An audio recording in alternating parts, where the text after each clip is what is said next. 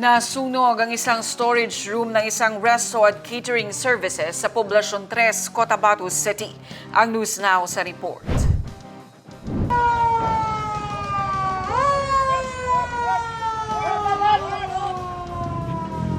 Agad na rumisponde ang mga fire truck ng Cotabato City Bureau of Fire Protection upang apulahin ang sunog at maiwasan ang pagkalat nito sa mga kalapit na establishmento. Ayon sa may-ari ng establishmento, nakatanggap siya ng tawag mula sa kanyang mga staff hinggil sa sunog kaya't agad silang nagtungo sa lugar.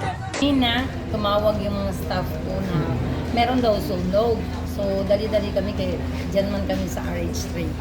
So, yung pumunta kami agad dito. Pag dating namin dito, malaki na yung apoy. Then, marami man tumawag na tumawag kami ng bombero, dumating din agad yung bombero. Ilan sa mga laman ng storage room ay mga gamit sa catering tulad ng styro, galons at iba pang kagamitan sa negosyo. Doon yung storage bag, nandun yung mga gamit na iba.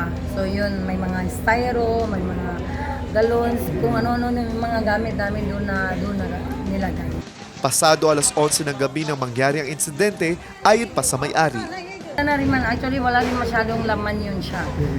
Yun lang mga gamit lang na hindi na masyado ginagamit.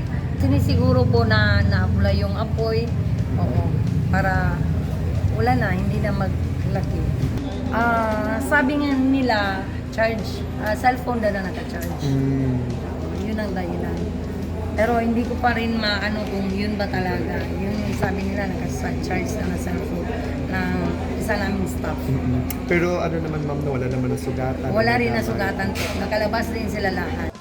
Marcus Uy, iMinds Philippines.